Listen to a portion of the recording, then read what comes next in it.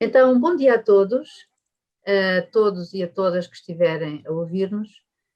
Espero que hoje seja um tema interessante e importante para nós, cidadãos, e para nós que estamos a viver uma coisa inédita na Europa nos últimos tempos, que é uma guerra.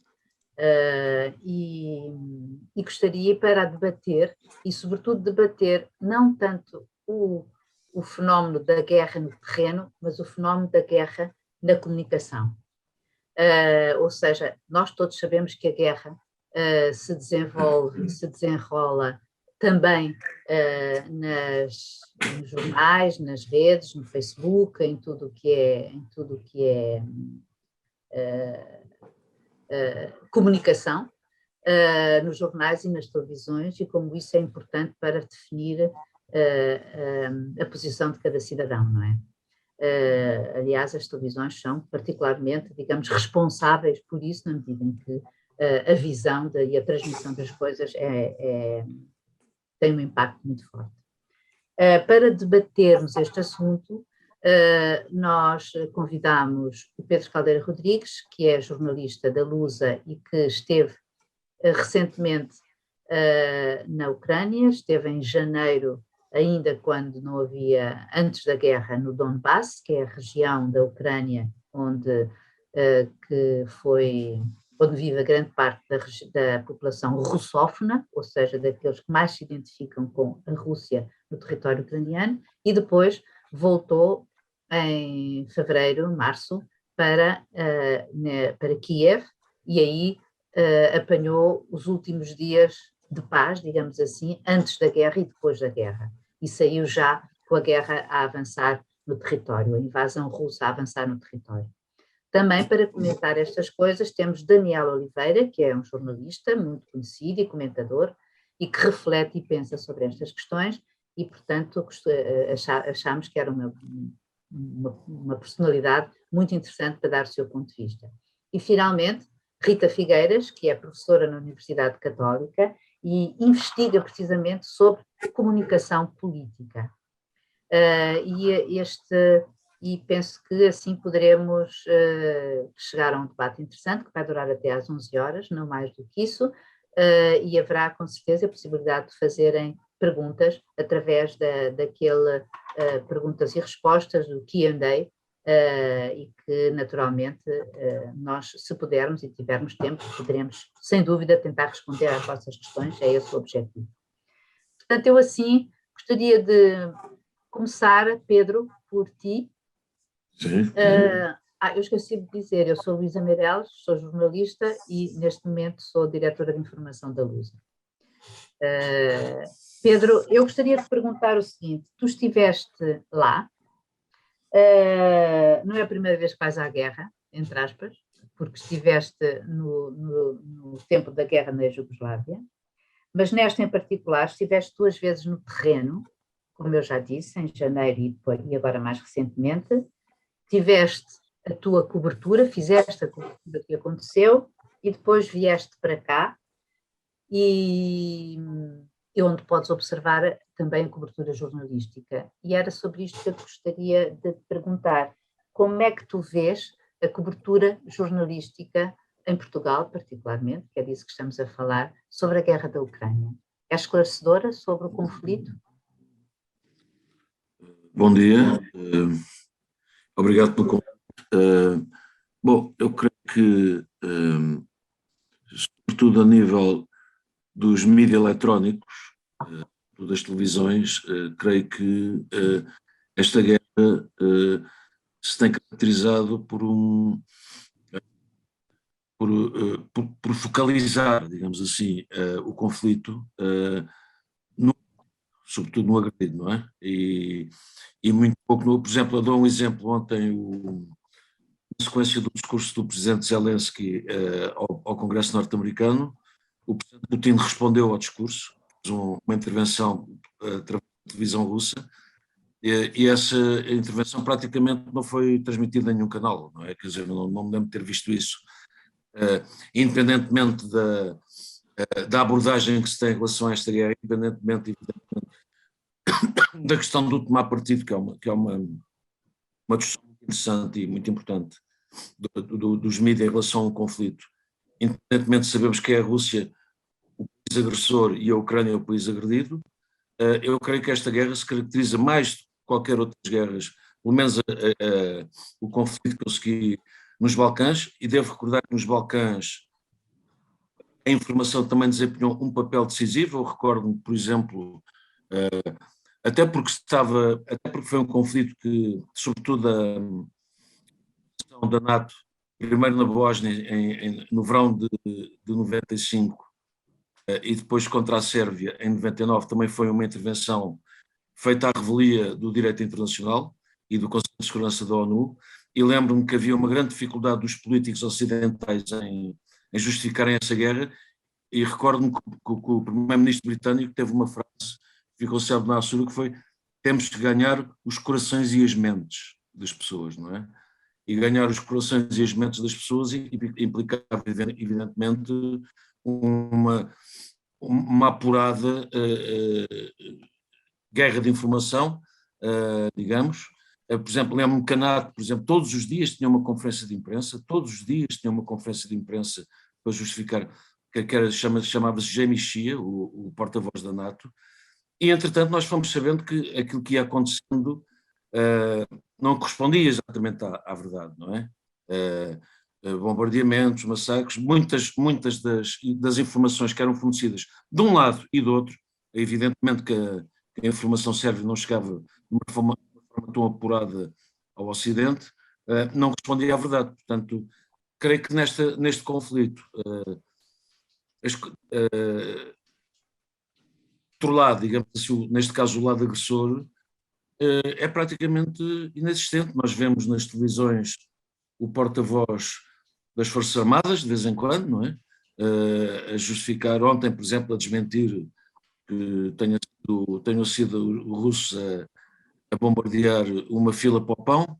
Eu lembro-me, por exemplo, que isto provocou uma grande polémica em Sarajevo, já no final da guerra, porque também houve um ataque mortífero, terrível, a um mercado no centro de Sarajevo, e houve acusações mútuas de quem é que tinha feito aquilo, se tinham sido os próprios, para provocar um sobressalto mediático, ou se tinham sido os agressores, neste caso os sérvios que cercavam a cidade. Portanto, tudo isto são questões muito complexas e que nesta guerra estão a assumir uma função particularmente extrema, quase, digamos, não é? Porque é uma guerra, de facto, que está a ser vista e está a ser seguida pela opinião pública, praticamente com os argumentos, digamos assim, da vítima, não é? Da vítima, do agredido e do que está a sofrer, não é? E com imagens difundidas, não só nas televisões, mas também nas redes sociais. Isso é muito importante. As imagens nas redes sociais são até mais terríveis e mais dramáticas do que aquelas que são transmitidas nas televisões, porque apesar de tudo nas televisões há uma certa seleção, não é? E agora, até que ponto é que todas essas imagens correspondem efetivamente àquilo que se passa, ou não? Portanto, são tudo questões muito complexas. Eu, para já, colocava estas questões. Ok. E eu gostaria de passar para ti, Daniel, sobre isto, porque de facto existe uma ausência do ponto de vista do agressor, e isso é muito curioso, porque efetivamente durante largo tempo, nos últimos tempos, o Ocidente em particular queixou-se da intervenção nas redes sociais e até pelos meios remotos da atividade da Rússia. Portanto, houve intervenção russa nas eleições americanas, terá havido intervenção russa no Brexit, não é? No referendo que levou à separação, à saída do Reino Unido. Houve intervenção russa nos meios em França. Bom, e isso era uma constante que nós ouvíamos. De repente, parece que essa capacidade russa desapareceu e, efetivamente, não há espaço no campo mediático, ou parece não haver espaço para informação ou desinformação russa, porque, enfim, existe propaganda, como é óbvio, mas também existe informação. Como é que tu achas que assim como é que explicas isto? Estás sem som. Uma das coisas mais impressionantes, nós temos falado muito como a guerra que está a correr mal à Rússia em relação ao que era esperado no terreno, mas há uma área onde perderam muito antes disso, que é a área da comunicação, mas eu nem sequer estou a falar da comunicação tradicional, aquelas onde a Rússia era muito eficaz, da desinformação, etc., dos trolls nas redes sociais, foram completamente derrotados e esmagados em muito pouco tempo. Ainda houve, por exemplo, aquelas contas que no Canadá apoiaram o cerco, aquela, para quem não acompanhou, aquela luta dos camionistas por causa aquelas contas muito rapidamente começaram a apoiar a intervenção russa, portanto eram contas que os russos sempre usaram para a destabilização interna. Percebeu-se que não têm a mesma eficácia quando se trata de defender a guerra. Não é a mesma coisa criar o caos ou tentar organizar uma narrativa sobre esta guerra e em defesa desta guerra. Há um lado que é evidente, não é? Há uma unanimidade que se criou em torno disto, do ponto de vista da opinião. Agora eu estou a falar do ponto de vista da opinião, depois mais à frente, se der, eu quero falar da questão da neutralidade, mas não nesta intervenção do jornalismo, etc. Há um lado que é evidente, o David contra o Golias, ou seja, estamos a falar de uma invasão, evidentemente uma invasão, não há grande espaço de discussão se é uma invasão ou não é uma invasão, de uma grande potência para um país muito mais pequeno, ou seja, tudo do ponto de vista simbólico joga contra a Rússia. Por outro lado, este contraste, não é? De nós vermos o Zelensky a filmar-se com um telemóvel e a dominar completamente o que são as formas de comunicação hoje, e de uma forma muito profissional, ajuda ele ser um profissional ele ser um profissional da área, em contraste com um ex-agente do KGB, um velho agente do KGB, a falar a 30 metros de ministros. Portanto, isto tudo do ponto de vista simbólico contribui para uma vitória do ponto de vista de ganhar os corações e as mentes, exatamente, das pessoas. Depois temos uma segunda parte, que é uma mudança radical, e isso eu falarei noutra intervenção, de como o jornalismo lida com a guerra, ou seja, onde há uma transposição para uma posição editorial, que para mim é evidente, da comunicação social, é evidente e correta. Eu sou a favor de que os órgãos de comunicação social tomem posições editoriais, um bocadinho na cultura anglo-saxónica. Eu acho que isso é uma forma de transparência na relação com os leitores, mas isso foi transferido para o trabalho dos jornalistas, isso também pesa, mas eu não vou falar disso agora, deixo isso para outra altura. E por fim, as redes sociais. Esta é a primeira guerra acompanhada a um minuto, nunca aconteceu, na era da primeira guerra de grande dimensão, na era das redes sociais, e um pormenor a que o Ocidente não está nada habituado. É a primeira vez em décadas que o Ocidente está do lado do ocupado e não do ocupante. O que também levaria a um debate interessante, porque é que o Ocidente durante todas estas décadas esteve sempre do lado do ocupante e nunca do ocupado, a não ser em guerras civis, em que não há ocupante nem ocupado. Não é? E está a acompanhar do lado do ocupado, ao minuto, e, sobretudo, do lado ocupado das vítimas civis, ou seja, dos civis, das pessoas comuns, em que há uma identificação muito fácil e muito rápida das pessoas, sobretudo porque acompanham, por exemplo, toda aquela história da grávida que morreu no hospital. É a primeira vez que eu me lembro, sempre se criaram, são reais ou não reais, mas neste caso real, personagens que identificam o martírio de um povo, ou a bravura, ou etc. Sempre aconteceu em todas as guerras. Várias pessoas que estão a ver viram o resgate do soldado Ryan, ou seja, isso sempre existiu. Agora, não me lembro da última vez em que isso existiu em direto, com toda a comunicação social a seguir a vida de uma pessoa, de uma vítima, a contar-nos o que é que aconteceu com a mesma vítima. Portanto, isto é uma nova dimensão que nunca tivemos. E isto criou um ambiente emocional que é bom e é mau. É bom porque eu estou convencido que a esmagadora maioria dos europeus estão a descobrir pela primeira vez o que é uma guerra. No caso da guerra do Iraque aconteceu exatamente o oposto. Nós acompanhámos a guerra, para quem se lembra, o que havia de filmagens eram coisas filmadas por drones americanos que davam à guerra o aspecto de um videojogo. Era de propósito.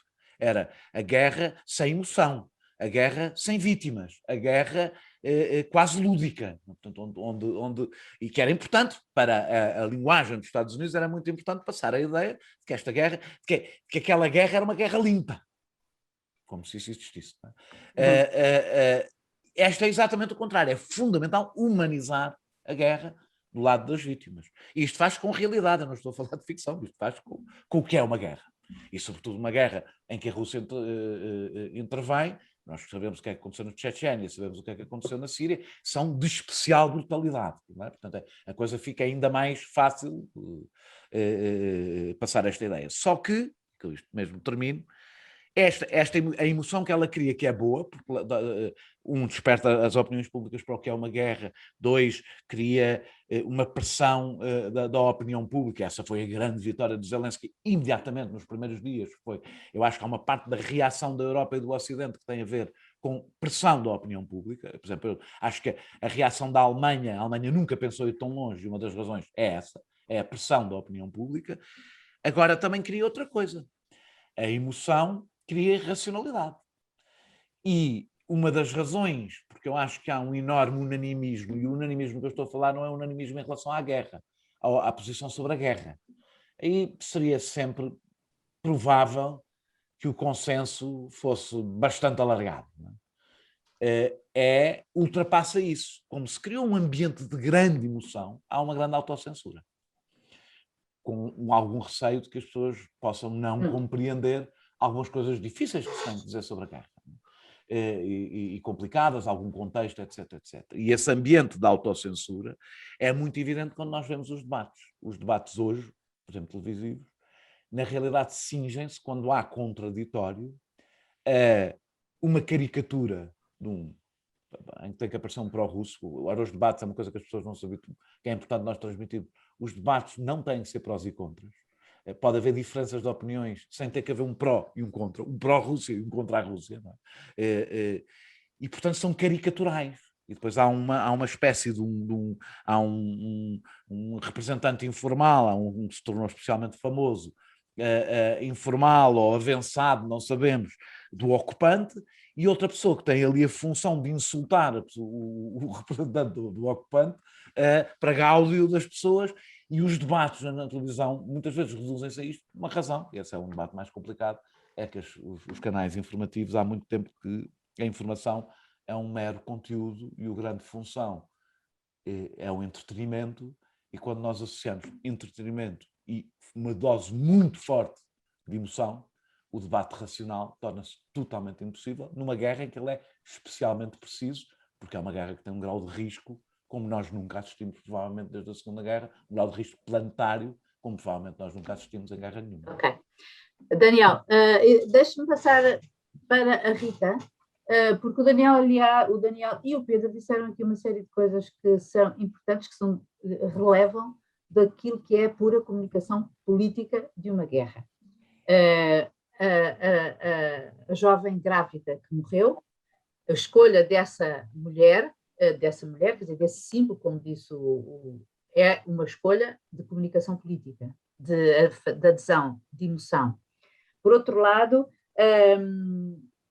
o facto de haver uma participação, a haver uma posição partidária, no sentido de parcialidade em relação a um dos lados da guerra, e transpor isto para o jornalista no terreno, pergunto-lhe até que ponto é que isto também não é perigoso quando se diz que um jornalista deve, quer dizer, não deve partir para a reportagem de um conflito ou para a análise de um conflito no terreno de óculos, ou seja, com uma visão já, ou com uma interpretação já na sua cabeça, e portanto escolhe apenas as ideias, imagens, ou enfim, consoante a sua áudios ou textos, que encaixam na sua visão. E por outro lado, também gostava de perguntar uma coisa, são muitas perguntas, talvez eu reserve para depois, mas que tem a ver com esta questão que o Daniel também colocou, e se falou dos trolls russos que parecem ter desaparecido, nomeadamente o Twitter, que aboliu o ódio, quer dizer, parece que dividiu o discurso de ódio em ódio bom e ódio mau. O ódio bom é aquele que diz mal dos russos, o ódio mau é aquele que fala bem dos russos. E isto foi o Twitter que decidiu. Agora, faça isto tudo como investigadora da comunicação política, como é que está a ver o reporte, as reportagens e a cobertura da guerra nos mídias? Bom dia. Bom, são muitas questões que foram aqui colocadas, mas tentar aqui organizar um caminho de resposta. Por um lado, há de facto esta profissionalização da vítima, neste caso da Ucrânia, e da forma como tem sabido organizar e especificamente o seu discurso em função de um conjunto de objetivos que tem, também dos diferentes públicos a que se dirige, e nós vemos que temos um discurso mais institucional, como o Zelensky fala, ou à secretária ou num púlpito, por contraposição quando fala nos diferentes parlamentos onde tem estado, também quando faz os seus vídeos mais intimistas, quando fala para a sua população e fala para os cidadãos também dos países ocidentais, e quando inicialmente começou por se dirigir diretamente aos russos. Portanto, há aqui claramente uma estratégia de comunicação organizada, muito profissional e também muito contemporânea, com uma noção exata de como há múltiplos contextos, múltiplos canais de comunicação, múltiplos destinatários, e perceber exatamente que potencialidades é cada meio tem e utilizá-los em seu benefício. Vemos isso, por exemplo, na forma como tem falado aos parlamentos, que é extremamente interessante, como tem sabido profissionalizar, ao mesmo tempo que tem a sua macronarrativa, também sabe depois adequar à especificidade do auditório a quem se dirige. Quando falou para o Parlamento inglês, obviamente a ressonância das questões da Inglaterra na Segunda Guerra Mundial. Quando falou para o Canadá, como a questão do que é pensarmos se numa cidade canadiana tivesse a ser bombardeado um aeroporto. Portanto, as questões mais civis, por causa da história, obviamente, do Canadá, não ligada a questões de ataques e de guerras. Quando fala agora nos Estados Unidos, evoca o Pearl Harbor, evoca o 11 de setembro, como os Estados Unidos esta questão também está mais distante, com a apresentação de um vídeo, onde faz assim uma espécie de síntese de como é que a Ucrânia quer ser percebida no contexto norte-americano, fala, quando acaba, fala inglês pela primeira vez, porque também há a questão nos Estados Unidos da relação com a língua, com outras línguas que sabemos que afasta, evoca também a questão do I have a dream, I have a need, enfim, absolutamente são de soundbites completamente, que obviamente fazem manchetes e têm a capacidade de produzir ressonância na população norte-americana em diferentes locais, como agora a dirigir-se ao primeiro-ministro alemão na questão de derrubar o muro. Portanto, tem a sua macronarrativa, depois tem a capacidade de utilizar momentos-chave de memória, de questões emocionais e afetivas de cada um dos contextos, para também passar mais a mensagem aos jornalistas, mas também através das redes sociais, com os pequenos clipes que vão sendo feitos sobre as suas declarações. Portanto, temos essa questão, uma estratégia de comunicação altamente profissional e que, em certa medida, imprevista, e, portanto, isso também fez com que todos estivéssemos mais desprotegidos, a população, mas os jornalistas também, e esta capacidade de continuamente ser uma fonte para os jornalistas, com a quantidade de mensagens que são produzidas. E há também aqui uma questão importante, que é, em momentos-chave, de sempre que há uma inovação em estratégia de comunicação, e podemos neste caso falar em inovação em estratégia de comunicação de guerra, faz com que, de facto, aumente a curiosidade, aumente o interesse e consiga, de facto, passar para os média, para os jornalistas, que ficam também mais vulneráveis a sempre que há uma maior sofisticação das mensagens e que elas também são mais atrativas. E as mensagens efetivas do Zelensky são mais atrativas do que as mensagens naquele sentido mais distante, mais tradicional, se quisermos dizer, de Putin, por contraposição ao Zelensky, que é sangue, suor e lágrimas, que ele está utilizando e com a capacidade performativa que, enfim, de todo o seu percurso profissional anterior. Portanto, há essa questão.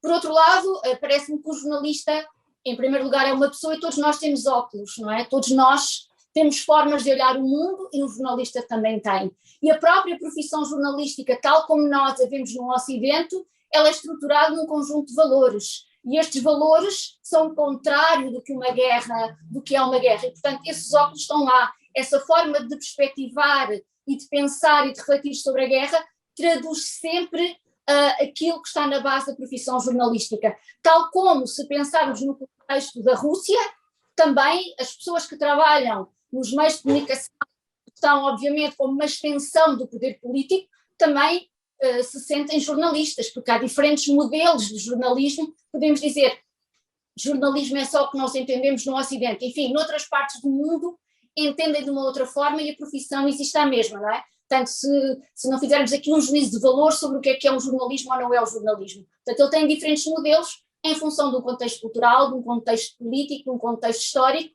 e que, obviamente, a profissão decorre desse património de valores. Portanto, e a questão também das redes sociais e todo este caos. O que nós vemos aqui também é que este é um momento em que há uma enorme desorganização informacional, não é? Em que há fluxos de comunicação cada vez mais extensos, mais intensos e menos controlável. Nenhuma das partes consegue impor a sua agenda. E, portanto, este caos coabita e há uma enorme profissionalização de novas instâncias de propaganda e desinformação que também estão sempre, digamos que, a poluir o próprio espaço público, que é uma mescla dos médias tradicionais com o espaço digital, com as redes sociais, com os bots, com os producers, os usuários que também participam e que também oferecem, digamos assim, conteúdos, e portanto há aqui uma complexidade, uma contradição enorme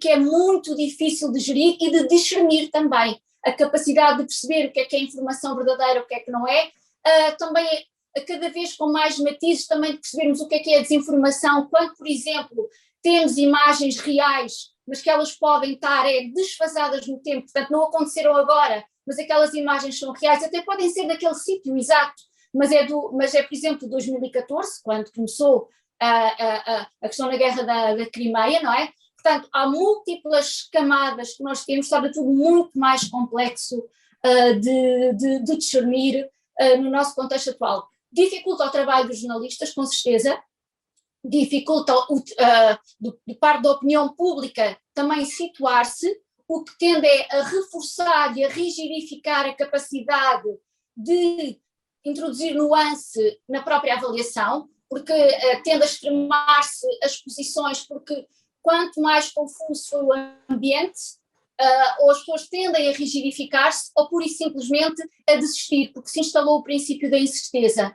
E uma das formas mais sofisticadas que a propaganda tem seguido, nomeadamente também de Putin, que é a desclassificação dos meios de comunicação ocidentais. E isso instala a dúvida, a incerteza, que é, mais do que as pessoas não acreditarem na mensagem, é desclassificarem quem a produz. Isto também é uma estratégia de fazer com que não se introduza o princípio da dúvida. Portanto, em vez da dúvida, instala-se a incerteza e isso tende a desmobilizar as pessoas, porque não se conseguem decidir. A dificuldade em perceber então como é que funciona, porque de facto as questões, todas elas são muito mais complexas, muito mais caóticas, com muito maior nuance e branco. Ok, Rita, deixa-me, em relação ao que disse, deixa-me passar para o Pedro. Pedro, tu sentes que quando foste reportar para a guerra, sentias o uso de óculos em ti ou nos teus camaradas? Como é que perspectivam a guerra, assim? A posição... Sim, se a posição inicial com que partes para a guerra, se eventualmente partes com uma posição, como disse a Rita, todos nós temos óculos. Agora, esses óculos, como jornalista, achas que prejudicam a cobertura de uma guerra? Esta, nomeadamente? Isto tem a ver com a questão de tomar partido, não é? E creio que a generalidade dos jornalistas. quando fui à Ucrânia pela primeira vez, foi de um convite da Associação de Imprensa Ucraniana, que é uma instituição oficial, e esse Media Tour era apoiado pela Embaixada dos Estados Unidos, em Kiev, e foi aí que fomos ao Donbass, e a maior parte dos jornalistas que iam nesse Media Tour eram jornalistas da Europa Central e do Leste, Alemanha, Polónia, República Checa, Dinamarca, etc. Portanto, eu era o único... E tu? Bulgária, eu era o único jornalista da Europa Ocidental, digamos, que estava nesse tour, e todos eles muito novos, a maior parte deles muito novos, e notava-se, portanto, evidentemente que foi um Media Tour em que as pessoas só contactaram com os responsáveis oficiais, quer em Kiev, quer no Donbass. A primeira introdução à visita foi feita, iniciou-se na Embaixada dos Estados Unidos em Kiev, e quando fomos ao Donbass, notava-se que a preocupação dos responsáveis era precisamente dar uma imagem sobre o que tinha acontecido ali em 2014, na Guerra Civil, no início da Guerra Civil e na ocupação dos territórios pró-russos, que ainda se mantêm ocupados e que, entretanto, declararam a independência reconhecida por Moscovo 2 dias antes do início da invasão. A preocupação era demonstrar a brutalidade e a injustiça com que os pró-russos, digamos assim, tinham atuado. Portanto, casos de torturas, fuzilamentos sumários, eram aquilo que nos era relatado com uma violência e com relatos de uma grande violência, não é? E isso evidentemente teve o seu impacto. Isso evidentemente poderá ter acontecido, não é? E certamente que aconteceu em algumas circunstâncias, mas isso, para a maior parte dos jornalistas que estavam ali, aquilo era evidentemente um facto completamente consumado, e isso serviu de motivo para reportagens. E eles publicaram reportagens nos seus jornais, nas suas televisões, etc. Mas, mais uma vez, não havia o contraditório. Portanto, era absolutamente impossível comprovar se isso o que é que tinha efetivamente sucedido naquele local, não é? Porque, como nós sabemos, isto é uma guerra também de perseguições étnicas, não é? Digamos assim. E o inimigo que está do outro lado, mesmo que seja um cidadão ucraniano, apesar de falar russo e de ser considerado pró-russo, é um inimigo, não é? E é perseguido. Isso hoje em dia está acontecendo na Ucrânia.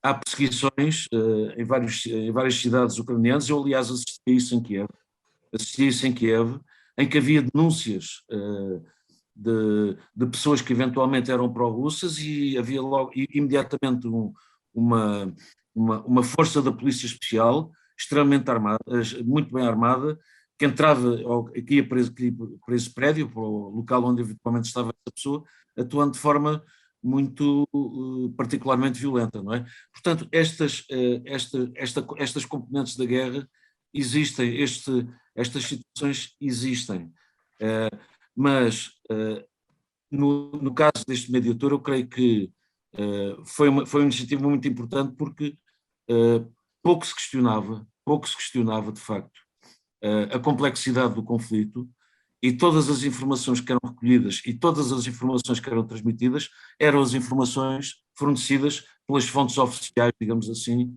com quem nós contactávamos e que estavam incluídas na agenda, não é? Nesse aspecto,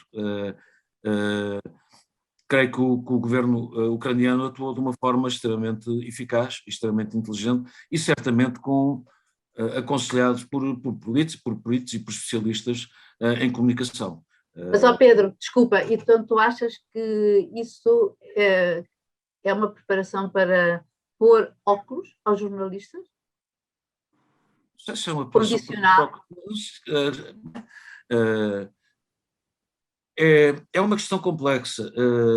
Eu creio que, à partida um jornalista, evidentemente que nesta circunstância, sobretudo depois da invasão russa, há é absolutamente impraticável, é absolutamente incompreensível que alguém apoie a invasão, quer dizer, que a invasão seja apoiada, não é? Quer dizer, atendendo àquilo que se está a passar, não é? Portanto, neste caso, creio que se deve tomar o partido, ou pelo menos a denúncia desta invasão, o que não significa que não se tente explicar os motivos para porque é que acontece essa invasão. Isso é outra coisa, não é? Há motivos muito profundos que justificam a atual situação. Inclusivamente, provavelmente era possível evitar que esta situação, que o conflito chegasse a este ponto. Era um conflito latente. Eu creio que durante muito tempo a imprensa ocidental, sobretudo a partir de 2014, sobretudo a imprensa ocidental, a partir de 2014, quando se iniciou, depois de Maidan, da Revolução de Maidan, a ocupação da Crimeia e a rebelião no Donbass, a imprensa ocidental não esteve particularmente atenta ao que estava efetivamente em causa, não é? E houve também, de alguma forma, alguma desculpabilização, na minha perspectiva, da situação política interna na Ucrânia, porque a situação política interna na Ucrânia era muito complexa e tinha vários atores, inclusivamente forças do nacionalismo radical, que tinham uma influência muito importante no governo ucraniano. Tudo isso acho que foi um pouco negligenciado.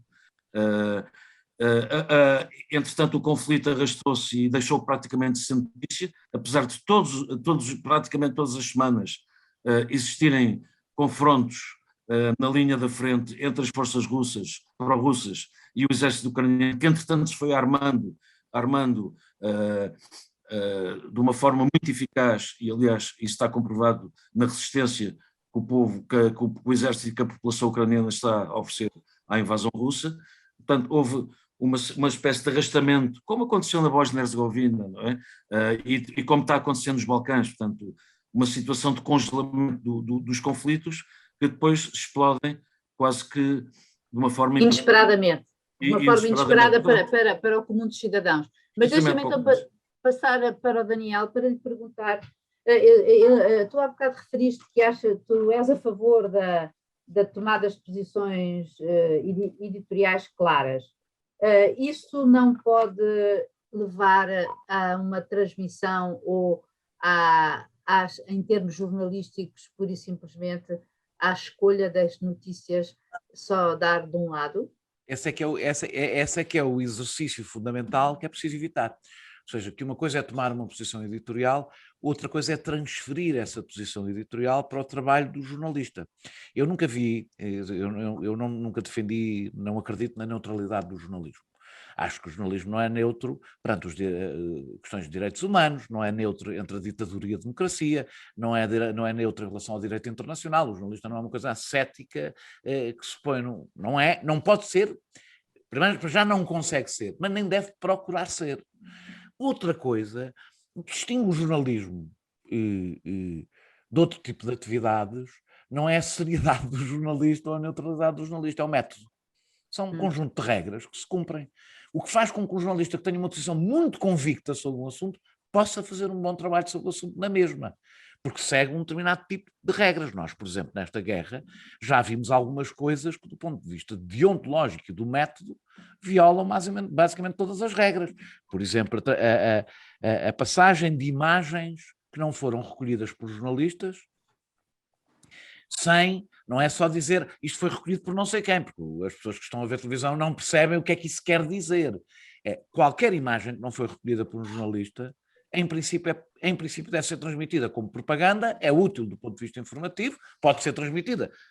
Qualquer propaganda é um instrumento, é uma informação, isto está aqui, mas tem que ser transmitida com enormes cuidados, porque a imagem pode ser real, pode ser no sítio certo, basta que não seja no momento exato, ou basta outra coisa, nós não sabemos que edição, o jornalista não sabe que edição foi feita daquele material, como não foi recolhido por ele, ou por outros jornalistas, em que o jornalista trata como uma fonte credível, ele não sabe que edição foi feita daquilo. E há uma coisa que muitas pessoas têm dificuldade em compreender. Ter razão não é a mesma coisa que dizer verdade. Um lado pode ter razão e não deixa de fazer propaganda por ter razão. A guerra é uma guerra de propaganda e o lado que nós consideramos que é o lado que está certo também faz propaganda, também mente. Ou seja, o jornalista que não pode abandonar é a dúvida metódica que determina o seu trabalho. E há um problema, como o que aconteceu nesta guerra, por coisas, aliás, que eu disse na primeira parte, já foram ditas aqui, que é, os jornalistas estão fascinados, e com razão, nós todos aqui, aliás, mostramos-nos fascinados, com a capacidade extraordinária mediática da Ucrânia e de conseguir construir uma boa história, isto é dito horrível como estão a morrer milhares de pessoas, dito assim, mas uma boa história, que ainda por cima corresponde moralmente à verdade, ou seja, há mesmo um agredido e um agressor, portanto, tudo encaixa com facilidade, sendo tudo muito complexo, a questão moral é muito simples, neste caso, noutras não eram. Neste é muito simples a questão moral.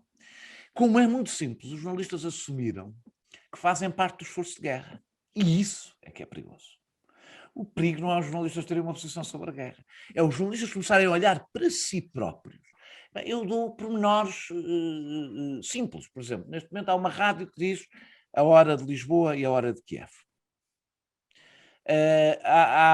Nós vemos nos pivôs dos telejornais uma evidente assunção de que nós, Europa, nós, europeus, nós, Ocidente, estamos, não apenas moralmente, porque estamos, a esmagadora maioria, mas nós, jornalistas, fazemos parte deste esforço de guerra contra a tirania, contra o agressor, etc. Isto que, em princípio, não tem nenhum problema moral, quando se transporta para o trabalho jornalístico, acontece uma coisa. Se nós contamos uma história simples, vamos retirar dessa história tudo o que não é simples. Então deixa-me dar-te um exemplo. Por exemplo, muito recente. Ontem, como se sabe, os aviões russos bombardearam um teatro em Mariupol, que é uma cidade costeira vital para a estratégia russa da tomada, enfim, do controle do mar e, portanto, da Rússia, da Ucrânia. E o presidente... Nesse teatro, em Mariupol, estavam mais de 1000 crianças e mulheres abrigadas. De imediato, o presidente Zelensky afirmou que houve esse ataque, desconhecemos o número de mortos, mas foi altíssimo, estavam lá mais de 1000, e, portanto, finalmente, depois disto, o mundo inteiro deve admitir que a Rússia se tornou um Estado terrorista. Hoje, porém, as notícias são que todas essas, esmagadora maioria das pessoas que estavam, das mulheres e crianças que estavam nesse teatro, afinal estavam num bunker e, portanto, resistiram e sobreviveram. Isto é muito complicado. O que é que fica, Rita, porque deixa-me passar, o que é que fica desta comunicação no cidadão comum? Fica uma enorme confusão. Mas isso faz parte do tempo em que nós vivemos, em que o acesso à produção e à disseminação de informação é livre, basta ter um telemóvel e vontade e podemos quase fazer o que quisermos, porque aqui a grande questão, nem muitas vezes o que a grande confusão da informação faz, nem é as pessoas acreditarem em coisas que não são verdade, é elas partilharem suposta informação, tem subjacente um conjunto de valores nos quais elas acreditam, porque por detrás de uma falsidade há valores, e são esses valores que as pessoas querem passar. O que tende a acontecer numa excessiva intensificação que existe e a necessidade de estar sempre em cima do acontecimento, e a cobertura em 24 horas, obviamente, também faz com que haja uma menor distância para fazer a averiguação, com certeza, e portanto o que é preciso é estar sempre a preencher o ar, e quando é essa a principal necessidade ou a principal intenção, com certeza que pelo caminho fica a possibilidade da distância, da averiguação, da confirmação, porque é preciso, porque entretanto, enquanto os canais estão a emitir, também estão a pensar no que os seus canais concorrentes estão a fazer, não é? E portanto, se um faz, o outro também tem de fazer, e se um permanece, o outro permanece também. Portanto, isso também contribui para que haja essa menor distância e a capacidade de averiguação, porque a urgência e preencher o ar é enorme. da parte de quem recebe. O que tende a acontecer é, primeiro, uma enorme intensificação. Há um mergulho que as pessoas fazem, como fazem a ver séries, é o binge-watching. Estão lá intensivamente a ver, que depois essa intensificação enorme rapidamente também gera alguma saturação, e quanto maior for a dissonância cognitiva que as informações vão produzindo, portanto, informações muito contraditórias, maior é a dificuldade das pessoas permanecerem ligadas à guerra. E por isso tendem ou realmente, como eu dizia há pouco, a rigidificar a sua opinião e uma dificuldade em conseguir ver algumas nuances. Por exemplo, o que é que vai acontecer quando se começar a falar também de algumas coisas que não se está a prever que na Ucrânia aconteçam e que também estejam a acontecer, não é? E promovidas pela própria Ucrânia, e que neste momento, na sua autoridade moral da vítima, com certeza, mas uma vítima pura, não é? E que a não percepção que muitas coisas que a guerra é suja para todos os lados, é feia para toda a gente que esteja nela envolvida, com certeza, e portanto tudo isso dificulta que as pessoas aceitem que os seus heróis, não é? Que tenham também sujem as mãos de sangue e que também tenham atos brutais. E isto introduz aqui uma questão que de facto é interessante e que vemos de uma outra maneira com o que aconteceu com o Covid, que são estas supostas falsas equivalências, que é que discutir um tema não a partir de ter um consenso e diferentes perspectivas a partir de um consenso, por exemplo, aceitarmos que existe uma pandemia, aceitarmos que as vacinas são relevantes, e a partir daí podemos discutir como se faz, qual o melhor processo de resolvermos a situação. E para a introdução desta ideia, que é quem está a favor, por exemplo, da guerra, da questão da Ucrânia, e os seus negacionistas, como se o contrário fosse a negação daquilo que estamos a ver na evidência, e não pensar-se como se pode agir, que decisões tomar, que caminhos possíveis a seguir também. Portanto, esta ideia de que é o negacionismo, que é o contrário de uma outra perspectiva, na quebra de um consenso partilhado culturalmente, partilhado socialmente, que também foi e muito responsável desta nova forma de olhar também e de construir a realidade através do jornalismo, impulsionada pela Fox News quando apareceu, também uma estratégia de mostrar que tinha um jornalismo diferente a oferecer em primeiro aos norte-americanos, também uma estratégia comercial e de ganhar notoriedade quando já muitas marcas estavam sedimentadas, como no caso da CNN e a sua força também em termos internacionais, introduziu aqui uma outra forma. Vimos isso a acontecer, mas pelos vistos assim um pouco já a recuar, esta ideia de uma espécie de negacionismo face a esta ideia da Ucrânia como sendo claramente, enfim, a vítima, não pura, mas a vítima, claro, nesta situação. Por outro lado, há aqui uma outra questão que também me parece interessante pensarmos, que é, obviamente que há muitas questões novas que esta guerra nos está a trazer, fruto do nosso contexto digital, que é completamente diferente do que era os contextos anteriores, se bem que parte das dimensões da guerra digital e da guerra híbrida já se verificavam em 2014, só que aí foi entendida como uma guerra regional, não é? Esta agora é uma guerra que, do ponto de vista simbólico, mas obviamente também das implicações que pode ter do ponto de vista real, mas do ponto de vista simbólico, construída como da democracia e do mundo livre contra quem quer lutar contra a democracia e o mundo livre, não é? Portanto, ganhou um espaço completamente distinto de entendimento face ao que se verificou em 2014, onde de facto essas primeiras questões do ciberataque, da guerra digital, todas essas questões já estavam, e das redes sociais também já estavam a verificar-se. Mas a outra questão que eu queria dizer é percebermos que sempre houve uma relação entre as guerras e os média, e que cada guerra fez com que também, a posteriori, se pensasse de que modo é que o novo meio veio ajudar a reconfigurar a percepção sobre essa mesma guerra. A questão do fotojornalismo na Guerra da Crimeia no século XIX e como foi a construção daquelas fotografias mais tarde percebidas que tinham que ser encenadas, porque, enfim, do ponto de vista técnico não era possível tirar os instantâneos, e como isso também moldou a percepção do que foi aquela guerra, a importância da imprensa na Primeira Guerra Mundial, a imprensa da rádio na Segunda Guerra Mundial, a importância da televisão na Guerra do Vietnã, o que é estar a ver aquelas imagens da destruição, o que é ver os corpos, o que é ver os caixões, como isso foi importante para depois percebermos como é que em 1991 de facto foi a guerra ascética, onde não se via as mortes como uma forma de proteger, digamos, os militares e os políticos norte-americanos da sua própria população com o choque do que foi ver a guerra do Vietnã e aquela carnificina.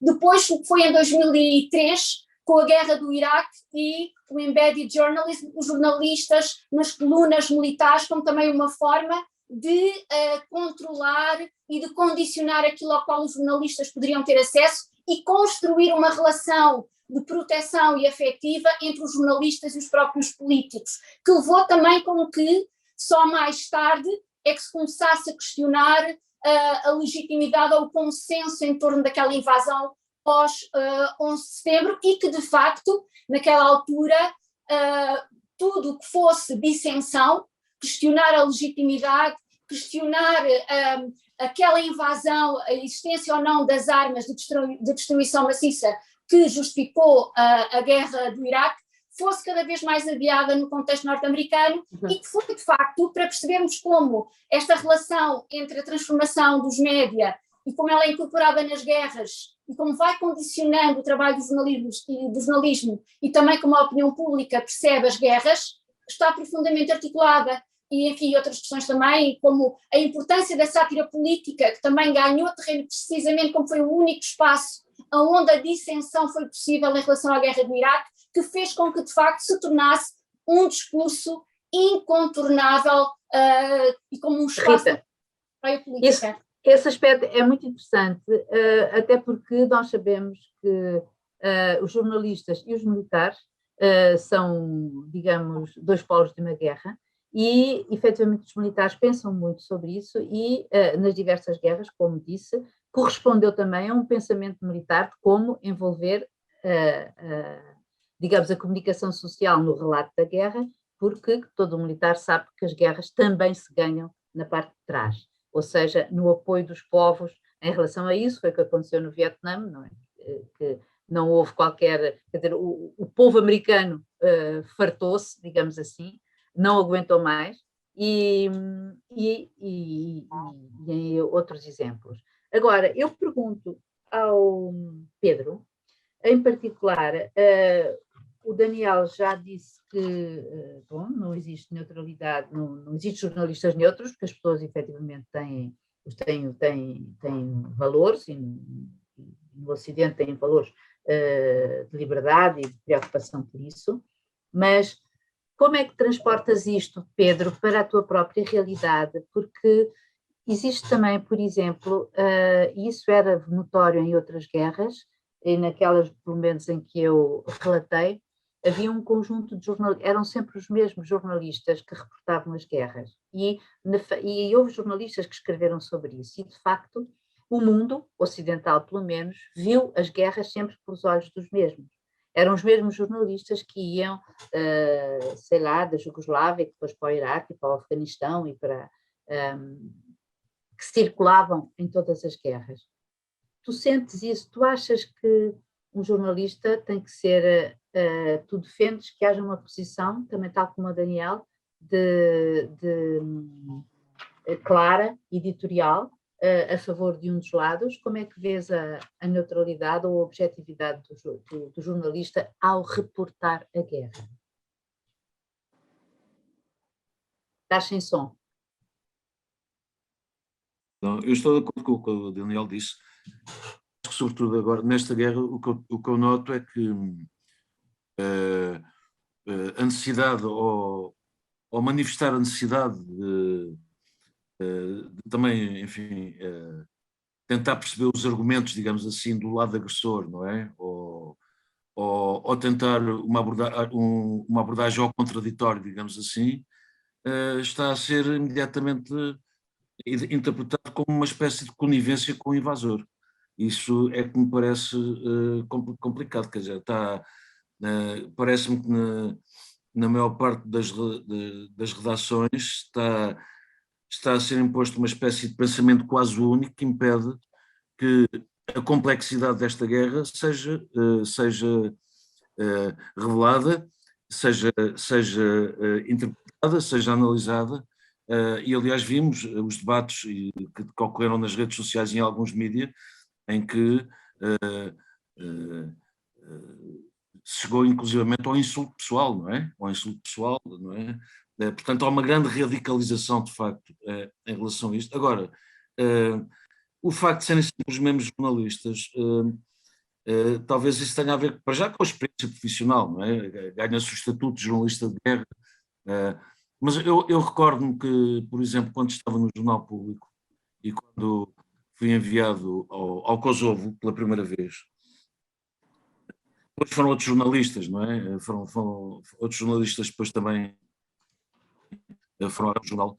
Eu recordo-me que fiz uma reportagem em primeiro lugar, portanto já havia uma guerra entre a guerrilha albanesa e o exército sérvio, no Kosovo, e fiz a primeira reportagem que fiz foi precisamente sobre um polícia sérvio que tinha sido assassinado, tinha sido morto durante um confronto com o CK, com a guerrilha albanesa.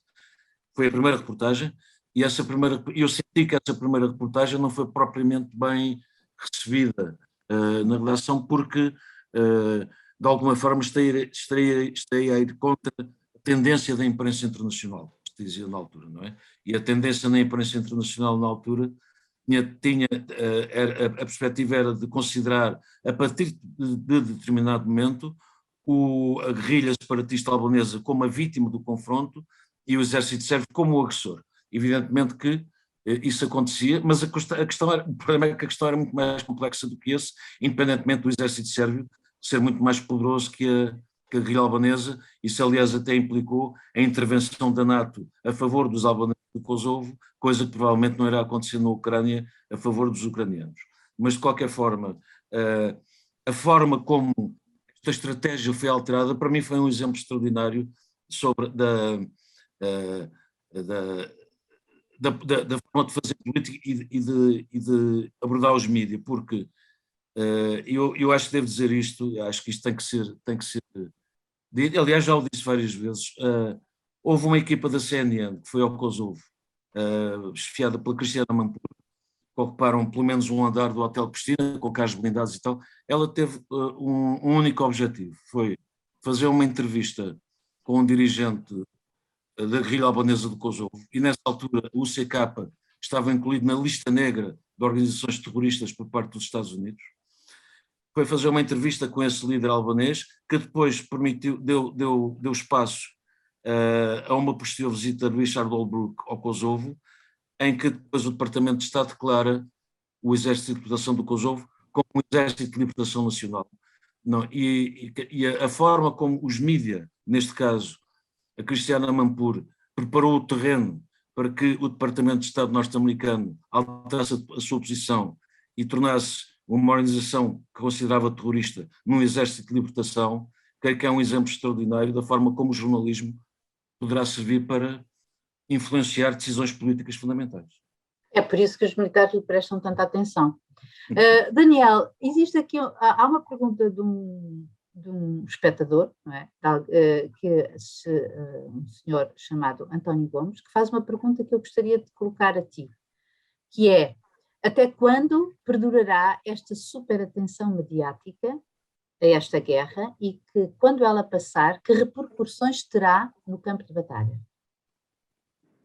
É muito interessante esta pergunta, não é? Sim, já estou com. Por ter passado, a questão é que impacto é que terá na opinião pública o ser abandonado? O ser abandonado? Quando passar esta superatenção mediática. Há uma coisa que eu não sei. As pessoas vão se fatigar, não é? Sim, vão, mas há uma coisa que eu não sei responder. Não sei se as pessoas vão.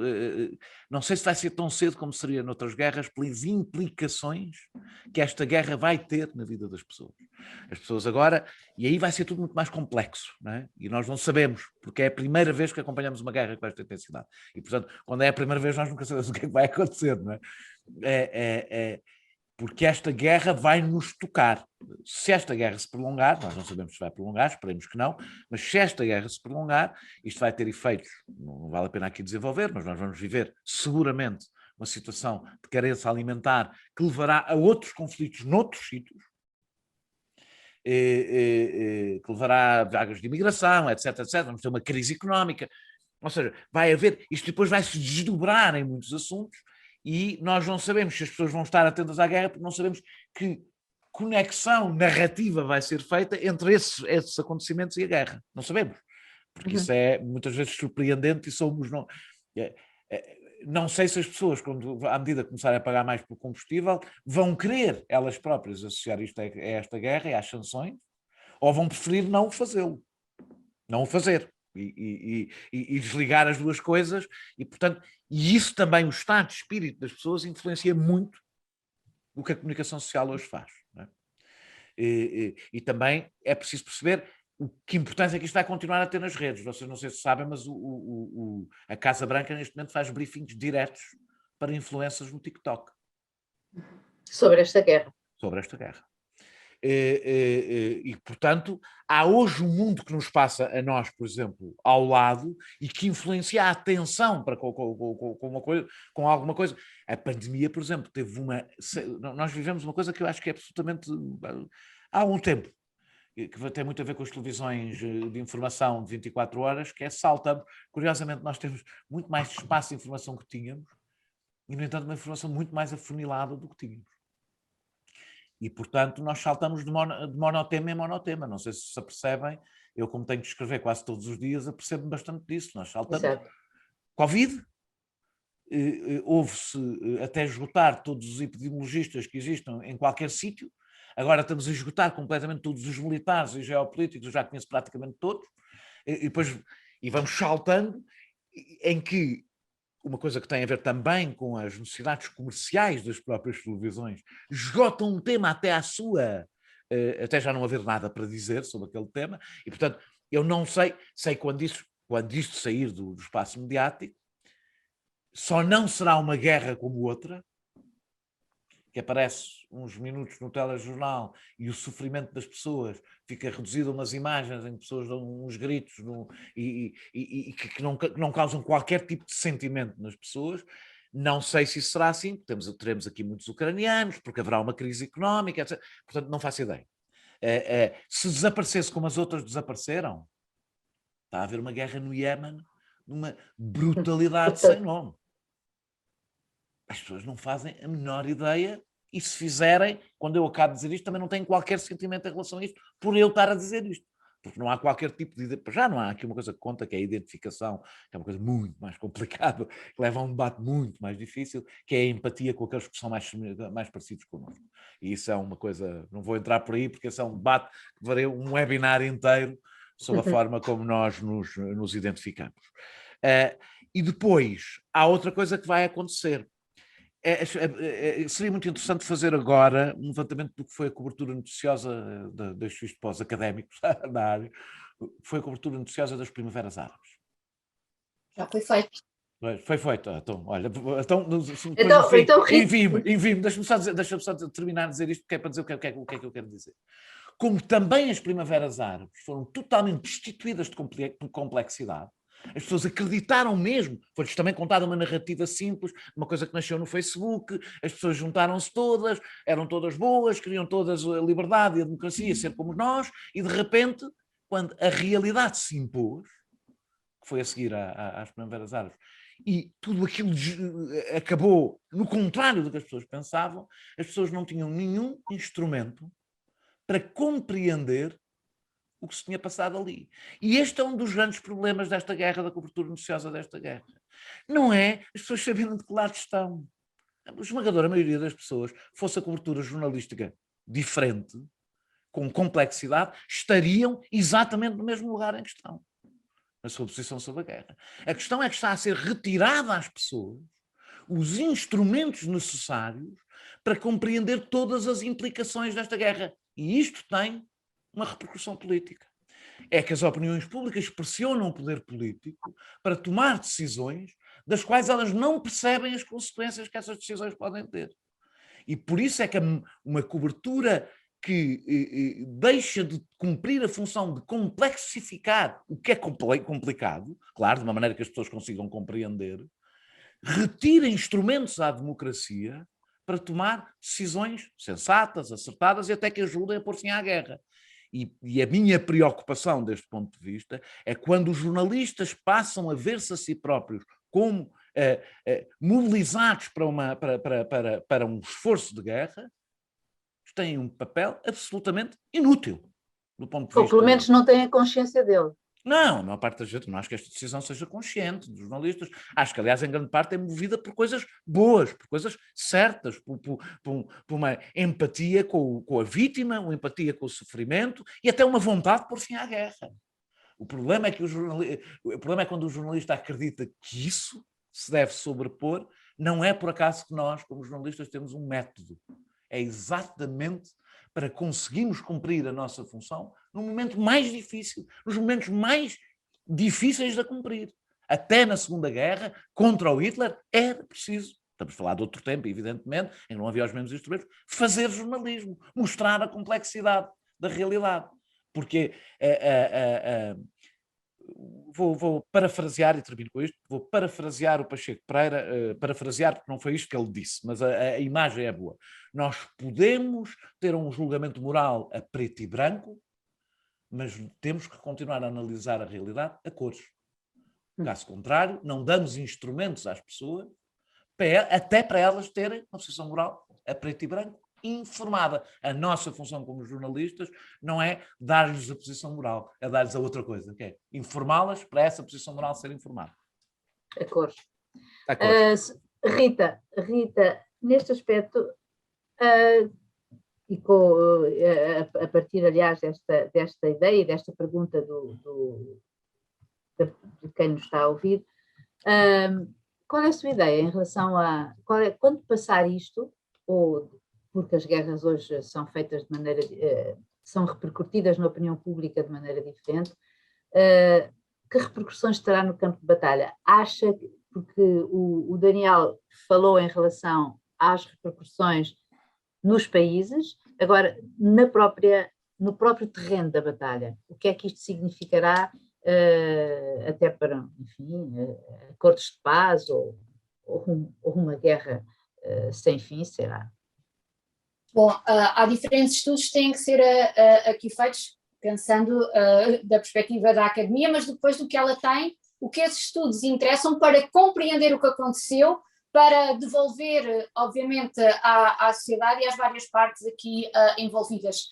Julgo que muitos estudos vão ser feitos sobre a estratégia de comunicação da Ucrânia como uma nova forma desta componente da comunicação como um elemento fundamental da construção da própria guerra. Com certeza que estudos sobre isso irão ser feitos, porque compreende-se perfeitamente que esta estratégia de comunicação colocou a Ucrânia num patamar negocial e de uma adesão do ponto de vista das opiniões públicas internacionais completamente diferente caso não tivesse esta estratégia de comunicação. Isso parece obviamente inequívoco.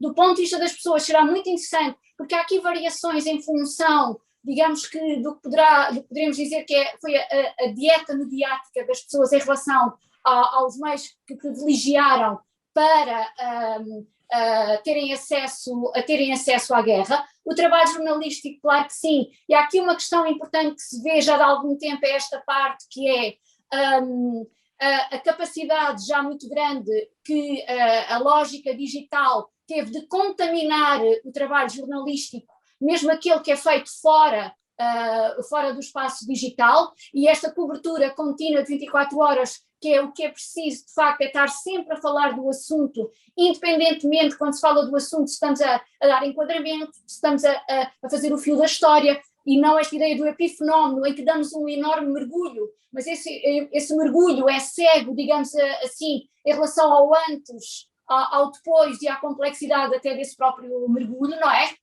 Portanto, importa esta ideia de, como na internet, 24 horas por dia, podemos sempre aceder à informação, a ideia de que as televisões, quando ficam monotemáticas, elas estão, em certa medida, a reproduzir uma lógica de funcionamento das próprias redes sociais, com os tópicos que estão mais no topo da agenda. só que ao fazer isso não estão a produzir um trabalho diferenciador onde de facto reside a sua mais-valia, não é tornar-se igual, mas é tornar-se distintivo, mas enfim,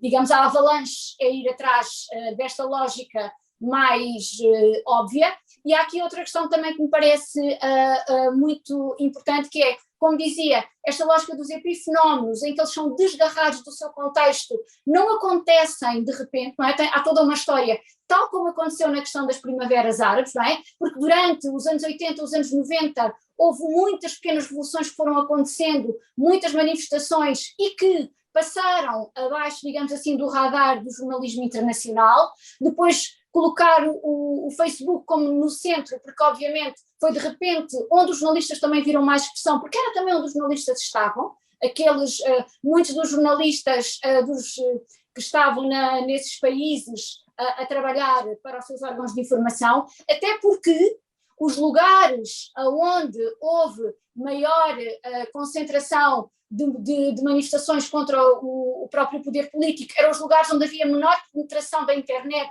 e do uso do Facebook na altura. Portanto, houve aqui uma certa distorção, porque também ajudava numa certa narrativa das redes sociais como um espaço de libertação, ajudar a promover a democracia dos países. Assim, Rita, então deixe-me só perguntar, então o que está a dizer é que, por exemplo, a Revolução no Egito, onde foi conhecida por ser uma revolução de Facebook, digamos assim, que levou as pessoas à praça e a manifestarem-se e ao derrubo de Mubarak, isso também correspondeu a uma estratégia, digamos, comercial de expansão do Facebook?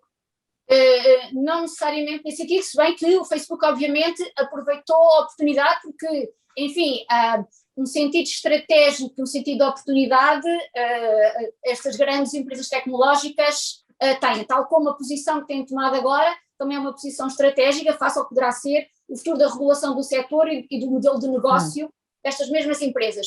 À época foi muito também o lugar onde os jornalistas tinham acesso à informação, era através do Facebook. E, portanto, o Facebook tornou-se o epicentro da questão e é onde, principalmente, os jornalistas se informavam. E há, assim, uma espécie de confusão entre o que acontecia no Facebook e o contexto prévio anterior, contexto político da dissensão entre as várias elites nos países, o contexto social de uma população mais escolarizada, mais jovem e que não encontrava oportunidades de vida e de trabalho correspondentes à sua própria educação e, portanto, tudo isso é um contexto social e político que precede o Facebook, que obviamente teve importância. Obviamente que teve importância, mas não foi o Facebook que produziu, obviamente, esse impulso. Agora, a questão aqui é quando se vai de mergulho em mergulho em alta intensidade, não é? E depois aqui neste caso, enfim, nem sequer houve ainda tempo de respirar a questão da pandemia, até porque ela também ainda não terminou, não é? Embora em termos televisivos tenha terminado, não é? Porque impôs-se aqui claramente a questão da guerra na Ucrânia, era preciso que houvesse espaço também para depois fazer esse recuo de reflexão, não é? E que se aproveitasse esta total disponibilidade para concentrar a atenção na guerra, se bem que já começámos a ver que já não é esta dimensão monotemática e esta maratona já está um pouco a quebrar-se, também agora será por ciclos, será por um momento-chave em que vai intensificar provavelmente a cobertura e depois baixará mais um pouco. Era importante que este espaço que está a ser concedido à guerra permitisse ter um olhar mais complexo e não exatamente só um desdobramento, parece um pouco fotocópia da fotocópia da fotocópia. Um painel que segue-se de um outro painel que, na verdade, mais do que diversificar, é oferecer perspectivas que já conhecemos anteriormente. Então, Pedro, há uma outra pergunta de Ana Ferreira, ela coloca a questão a complexidade versus simplificação, ou seja, a eficácia dos mídias reside na simplificação, é a tal a preto e branco, mas a questão é, será que então o acesso à complexidade estará reservado exclusivamente às elites? como é que será possível explorar as nuances da guerra num sistema informativo em que a simplificação é a regra? Pois, a simplificação é a regra e acho que é a forma mais eficaz para o conjunto da população, talvez, de apresentar um conflito, não é? Creio que esse debate limita-se a necessidade de aprofundar o tema, a questão do envolvimento dos principais atores internacionais, o confronto geopolítico, tudo isso são questões que são remetidas, digamos, para as elites, para os think tanks, para os institutos, quer dizer, por vez em quando alguns debates na televisão, mas eu creio que a generalidade da população está formatada para, enfim, ter uma abordagem ou receber informação de um conflito da forma mais simples possível, isto é, o bom e o mau, não é? O Noam Chomsky, como sabemos, foi um linguista e um intelectual norte-americano que estudou muito e que aprofundou muito este tema, não é? Este tema do impacto dos mídias na consciência das pessoas, não é? No consentimento, na questão do consentimento, não é? E de facto isto é uma estratégia, quer dizer, é uma estratégia que há muito tempo se impôs em todo o lado, não é? Com diferentes formatos, com certeza que na Rússia, com o seu sistema mais autoritário e com a proibição de quase todos os mídias, a abordagem é diversa, não é? Mas no mundo ocidental, e de certa professora Rita Felgueiras saberá disso muito melhor que eu, no mundo ocidental também se apuraram técnicas e formas de, por um lado, simplificar a abordagem dos conflitos, reduzi-los isso é uma luta entre a bondade e a maldade. Aliás, nesta guerra, eu creio que isso é muito visível quando estão a aparecer cartazes de Putin com um bigode no meio, não é? Quando estão a aparecer cartazes de Putin com dentes de vampiro, com sangue a escorrer.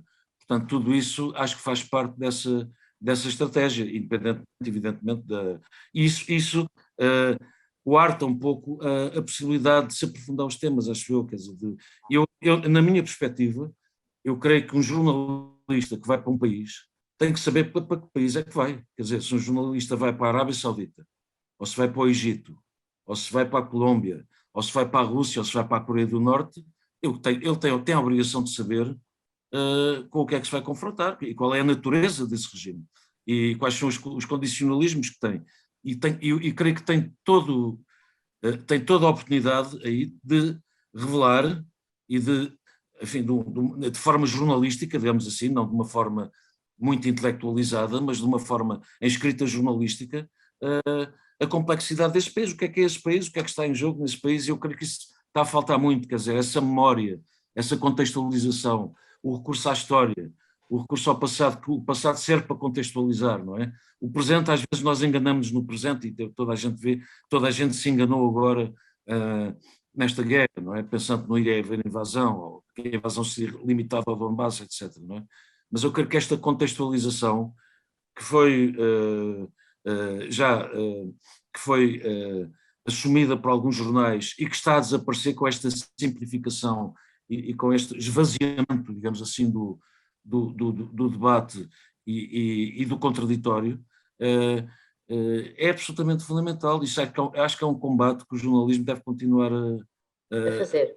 ter. Daniel, deixa-me então perguntar-te uma coisa, que foi uma tomada de posição polémica, que foi tomada de um ponto de vista até administrativo, porque foi a Comissão Europeia que a tomou e recomendou aos Estados-membros, de impedir ou tirar do ar os dois canais russos, a Russia Today e a Sputnik, e que em Portugal eram completamente residuais, não é? Provavelmente acicataram foi a vontade de ver então o que é que eles passam. Estás de acordo com esta decisão? Achas que isso contribui para um bom esclarecimento da propaganda? Não é necessariamente desinformação, não é? Há as duas vertentes, não é? Que isso, com essa decisão, estás de acordo com essa decisão? eu não tenho uma posição, ao contrário de quando foi, por exemplo, a Carta de Direitos Europeus, isso discutiu, e aquelas posições radicais no sentido de dizer não há limites à liberdade de expressão. Há limites a todas as liberdades e de expressão não é exceção, não é? Há limites, sempre, não é? E a lei, aliás, estabelece limites. Portanto, eu não teria nenhum problema que uma decisão baseada numa decisão judicial levasse, por exemplo, por alguma razão. Há dois argumentos. Se o argumento levasse a uma decisão deste género, por razões que tinham que ser ponderadas do ponto de vista judicial. Isto tem três questões, que é uma, primeiro, se a questão é a desinformação, bem, meus amigos, temos aí uns tabloides para fechar em toda a Europa e não são poucos. Com esse critério, abriu-se um precedente complicadíssimo de explicar, que é, vamos começar a fechar. Nós sabemos de tabloides que não se limitam a ser desinformação porque são mau jornalismo. Não, têm funções de desinformação ocidentais, para destruir políticos, Vamos começar a encerrá-lo? Os governos vão começar a decidir o encerramento destes jornais? 2. A propaganda. Aí, para mim, a decisão ainda é mais complicada.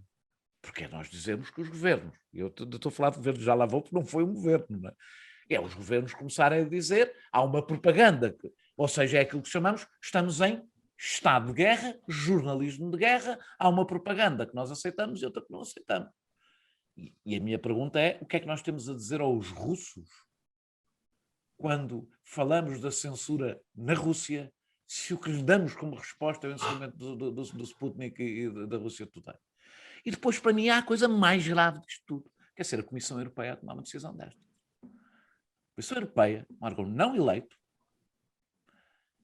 com uma legitimidade menor do que a dos governos do ponto de vista do edifício democrático, construído, sólido, com não sei quantas garantias, que não se baseia em nenhuma decisão judicial, não se baseia em nenhuma lei existente.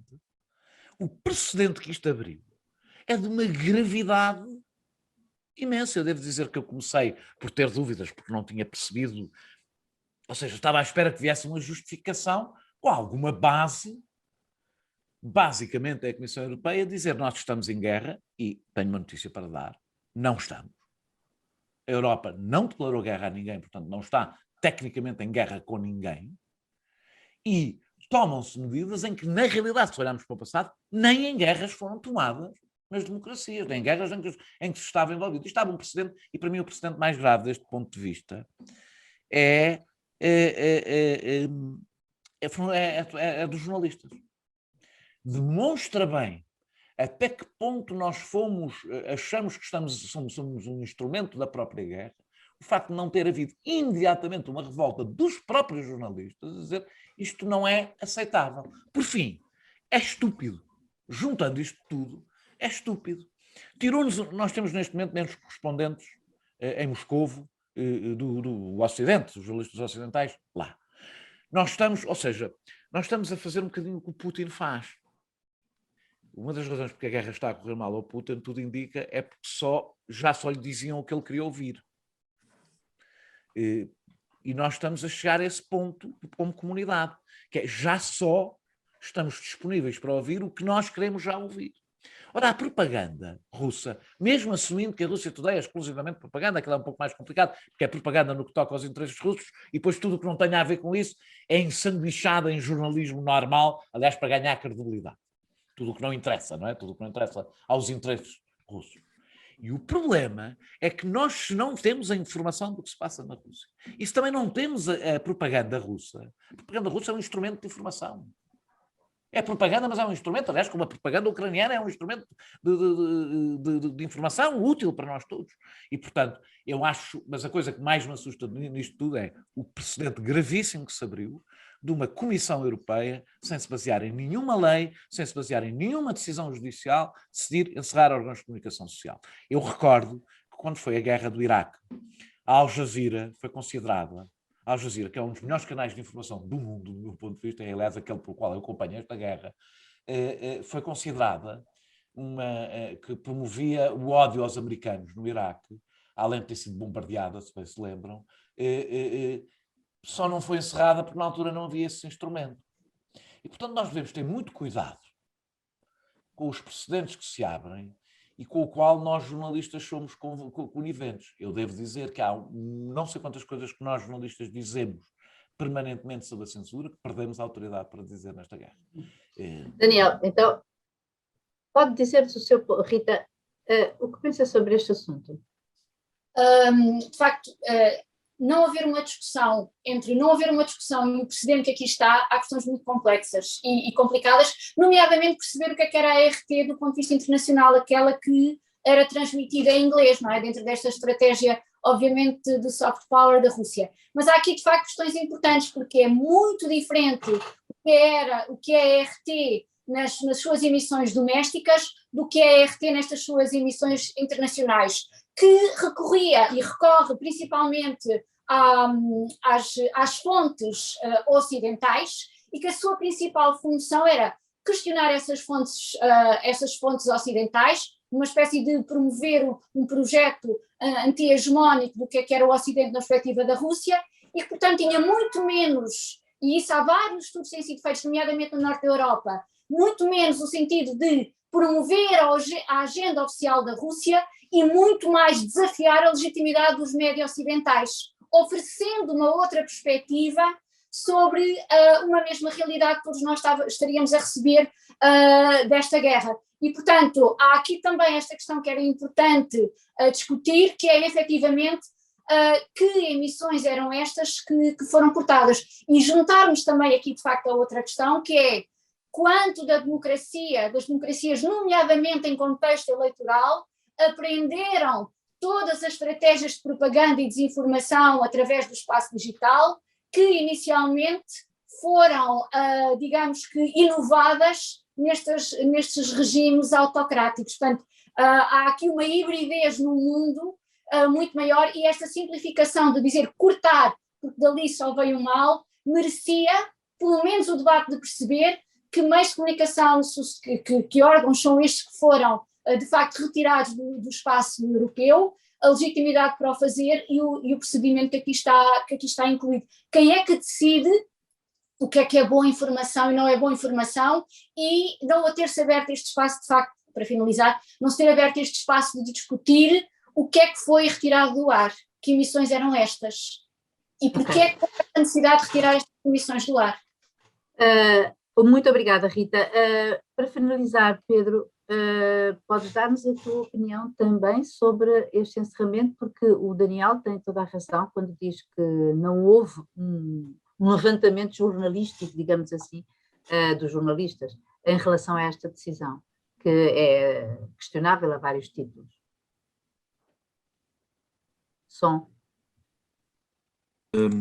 Creio que esta decisão teve reflexos e reações em vários países europeus. Por exemplo, em França, por exemplo, o Sindicato dos Jornalistas indignou-se com o encerramento da RT France e da Sputnik, mesmo considerando que a sua linha editorial era uma linha editorial que fomentava, digamos assim, a propaganda do Kremlin, mas indignou-se. Noutros países também houve essa indignação. Creio que, de facto, se pode tratar de um precedente perigoso, evidentemente, independentemente da função desses canais e, sobretudo, como sublinhou Rita Felgueiras, das suas edições em língua estrangeira, em inglês, não é? Mas eu creio que todas as televisões internacionais, sobretudo estatais, que têm programas internacionais na sua língua ou em língua estrangeira, têm um pouco essa função também, enfim, de promover a imagem do país, não é? Etc. Creio que é um precedente perigoso, sinceramente.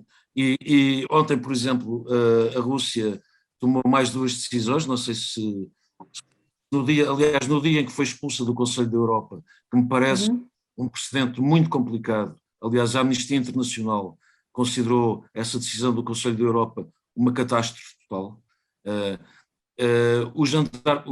O polícia russo, o chamado polícia russo das telecomunicações, bloqueou os sites de pelo menos 30 mídias na Rússia, isto ontem, para além de ter replicado de ter bloqueado o site da BBC. Portanto, esta guerra da informação também, pelos vistos, também se está a acentuar. Resposta é contra resposta e até hoje não sabemos, não é? Mas o que comprova efetivamente a extrema importância, a importância fundamental da informação nos dias de hoje, não é? E é isso. E sobretudo a forma como se fabrica o consentimento. Obrigado.